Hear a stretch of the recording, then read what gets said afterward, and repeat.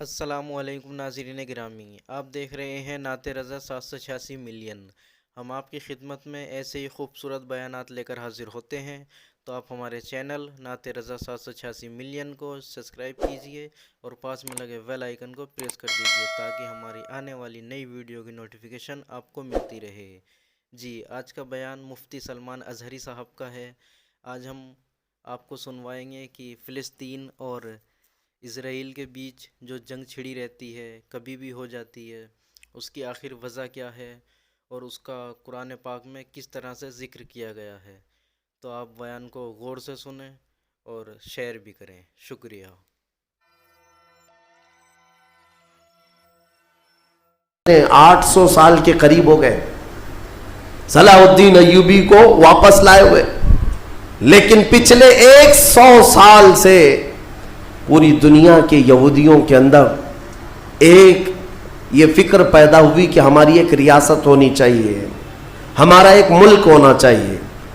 یہ مارے پوری دنیا میں پھر رہے تھے۔ ہٹلر نے ان کو مارا تو امریکہ میں چلے گئے، امریکہ میں مارے گئے تو برطانیہ میں گئے، برطانیہ سے فرانس میں گئے، جگہ جگہ یہ تھوڑے آباد ہوتے رہے۔ اور اس کے بعد پھر ان کے اندر ایک تحریک پیدا ہوئی 18ویں صدی عیسوی میں کہ تمہاری اپنی ایک ریاست ہونی چاہیے۔ تو ان کی اپنی ریاست، اتنا اپنا ملک چاہیے، کہاں؟ وہی مقدس زمین جو تمہارے باپ داداؤں کی ہے، کیونکہ یہودی یعقوب علیہ السلام کی اولاد میں اپنے آپ کو کہتے ہیں۔ تو اس سرزمین پر جانے کے لیے کوششیں کرتے رہے، لیکن فلسطین اس زمانے میں خلافت عثمانیہ کا حصہ تھی، جو ترکی کے بادشاہ تھے۔ ترکی کے انڈر میں فلسطین آتا تھا، تو وہاں پر ان کی مجال نہیں تھی۔ لیکن ہوا یہ کہ 1914 سے 1918 کے بیچ میں فرسٹ ورلڈ وار ہوئی، دنیا کی سب سے بڑی جنگ، پہلی جنگ عظیم، جس میں ترکیوں نے جرمنی کا ساتھ دیا اور ہار گئے برطانیہ انگلینڈ کے مقابل میں۔ تو ہارنے کی وجہ سے ہوا یہ کہ ترکی کی ساری خلافت ختم ہو گئی، خلافت عثمانیہ کے ٹکڑے ٹکڑے ہو گئے۔ 50 ملکوں پر ان کی اکیلی حکومت تھی، سب ٹکڑے ہو گئے، ترکی کو سب ختم کر دیا گیا، خلافت ختم کر دی گئی۔ یہ 1920 میں خلافت ختم کر دی گئی، اور پھر برطانیہ انگلینڈ کے تسلط میں، اس کے قبضے میں فلسطین بھی آیا۔ یہ وہ زمانہ تھا جب ہمارا انڈیا بھی انگلینڈ کے انڈر میں تھا، ہمارا بھارت بھی۔ برطانیہ ہر ملک فتح کرتے ہوئے اپنے اندر لیتے جا رہے تھے، یہ انگریزوں کی عادت تھی۔ تو فلسطین بھی ان کے اندر میں تھا۔ تو اب ان لوگوں نے یہودیوں کے لیے ایک عام اعلان کیا، ڈکلیریشن آف بالفور کہا جاتا ہے، ایک بالفور اعلامیہ، جس میں اعلان کیا گیا کہ دنیا بھر کے جو بھی یہودی ہیں وہ ہجرت کر کے یہاں آئے، انہیں گھر دیا جائے گا۔ 1921 سے پھر فلسطین میں ایک چھوٹی سی بستی میں ان کو بسایا گیا۔ 4000 لوگ پہلے آئے، 4000 لوگ آئے، پھر یہ ہجرت کا سلسلہ چلتا رہا یہاں تک کہ 1947 میں ان کی آبادی 36 لاکھ کے قریب ہو گئی، 30-35 لاکھ سے بڑھ کر کے آگے بڑھ گئے۔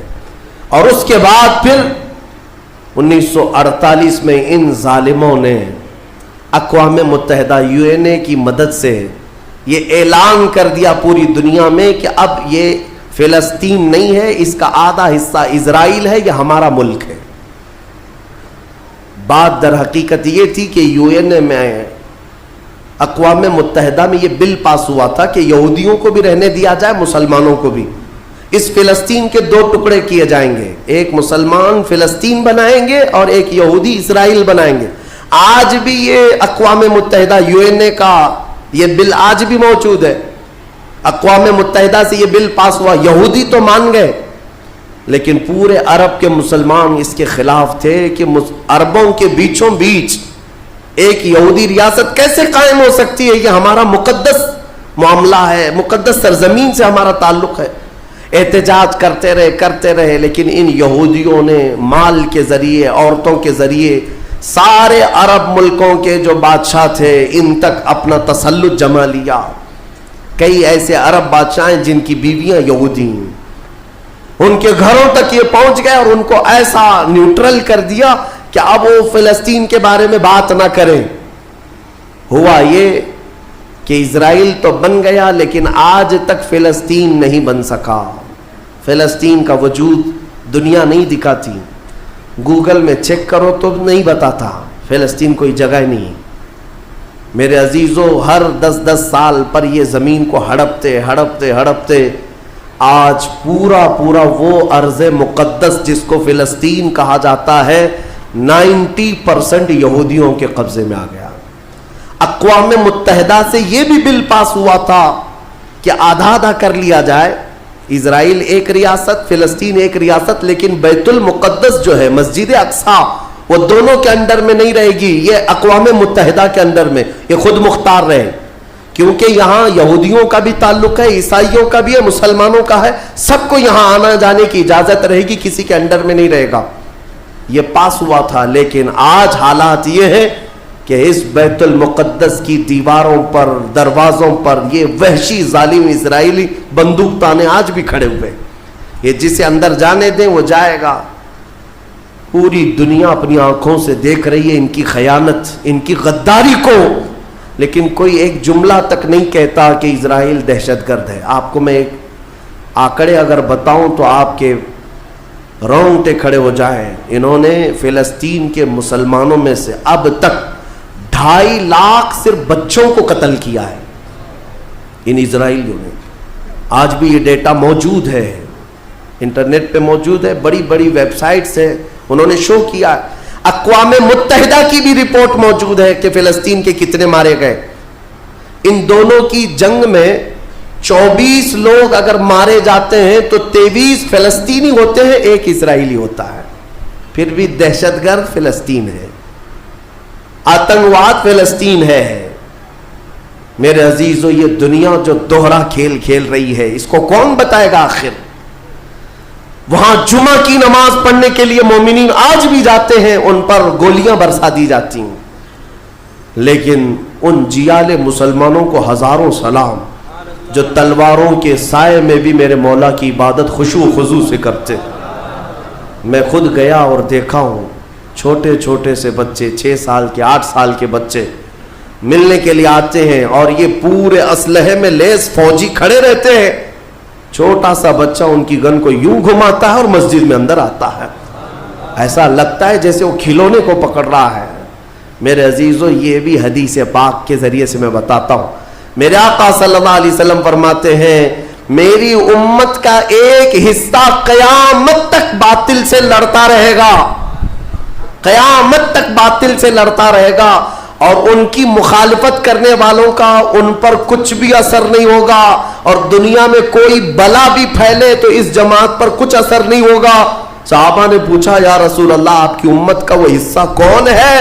میرے آقا فرماتے ہیں بیت المقدس کے آس پاس رہنے والے مومنین کی جماعت ہے. ان کی فضیلت میں میرے آقا نے فرمایا قیامت تک لڑتے رہیں گے, قیامت تک, اور ان کی خلاف کرنے والوں کا ان پر کچھ بھی اثر نہیں ہوگا. اور ہم دیکھ رہے ہیں ارے بڑی عمارتیں ایک بم سے گرا دیا, دوسرے دن ان کے آس پاس ان کی گاڑیاں بھی چل رہی ہیں, دکانیں بھی چل رہی ہیں, بازار بھی چل رہا ہے. کل رات کو فائرنگ ہوئی, 50 لوگ بیت المقدس سے اٹھا کر کے لاشیں لے گئے. دوسرے دن جا کر کے دیکھے تو عصر کے بعد عورتیں اپنے بچوں کے ساتھ روٹیاں سینڈوچ کھاتی ہوئی بیٹھی ہوئی ہیں.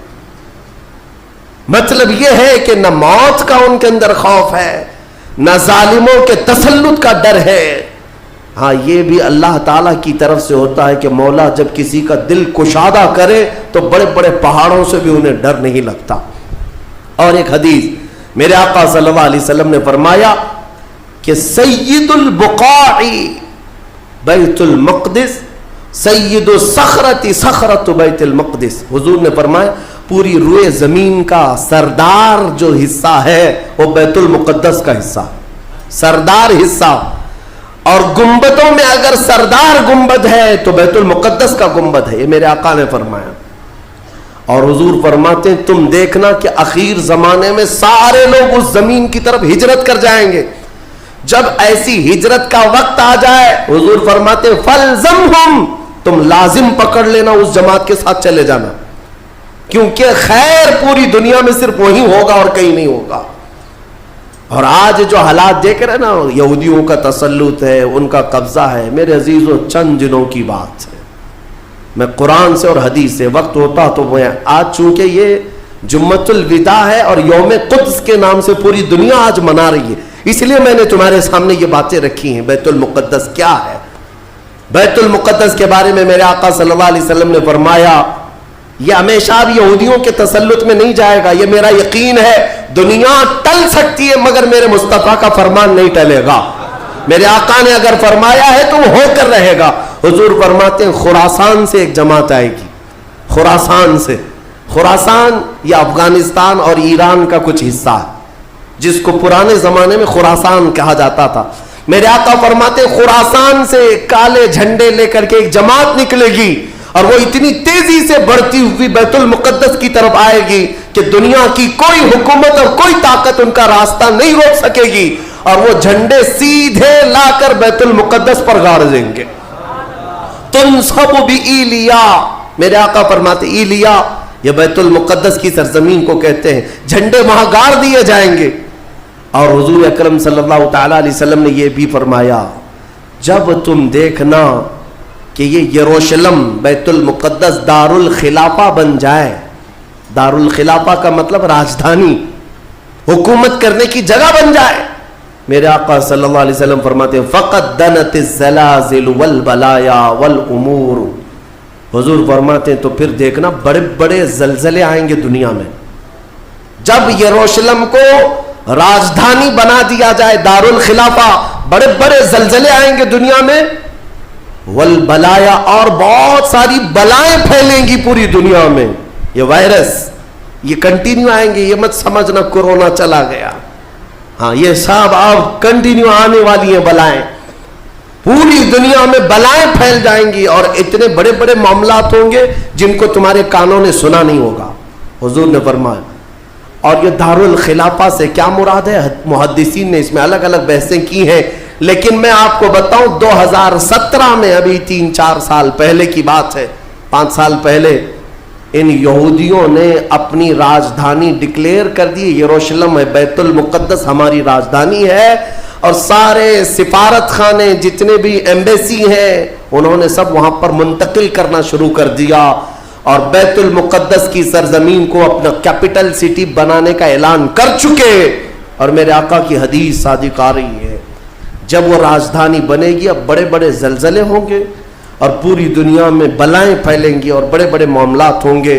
اور پھر اس کے بعد میرے آقا صلی اللہ علیہ وسلم فرماتے ہیں ایک دور ایسا آئے گا کہ اللہ ان کو ذلیل و رسوا کر کے اس زمین سے نکالے گا اور ایک امام برحق کے جھنڈے تلے مومنین جمع ہوں گے. پوچھا گیا وہ امام برحق کون ہوگا؟ میرے آقا فرماتے ہیں وہ میری اولاد میں سے ہوگا، اس کا نام میرے نام پر ہوگا، اس کے باپ کا نام میرے باپ کے نام پر ہوگا اور اللہ اس کو امام مہدی کی شکل میں بھیجے گا. ہاں یہ زمانہ بہت قریب آ چکا، یہ زمانہ بہت قریب آ چکا. میں بارگاہ رب العزت میں آج جمعۃ الوداع میں یہی دعا کرتا ہوں کہ مولا اگر زندگی کی سانسیں باقی ہیں تو امام مہدی کی فوج میں ہمیں جگہ عطا فرما، ان کے جھنڈے تلے مولا ہمیں امن و امان عطا فرما دے. دنیا سے ظالموں کے چنگل سے مولا ایمان والوں کو آزادی عطا فرما، کفار و مشرکین کے تسلط سے مومنین کو آزاد فرما دے. اے رب ذوالجلال احسن الخالقین، اس ماہ مبارک میں اگر تو ہمیں مولا ان راتوں میں ان دنوں میں عبادتوں کو قبول کیا اور بھیک میں کچھ دے تو مولا صرف اتنا دے دے کہ پوری امت کو مولا خیر و عافیت عطا کر دے، کھوئی ہوئی عزت و وقار عطا فرما دے. ہمارے ناحق قید کیے ہوئے بچوں کو مولا آزادی عطا فرما دے، بے قصور جیلوں میں بند ہمارے بچوں کو مولا آزادی عطا فرما دے.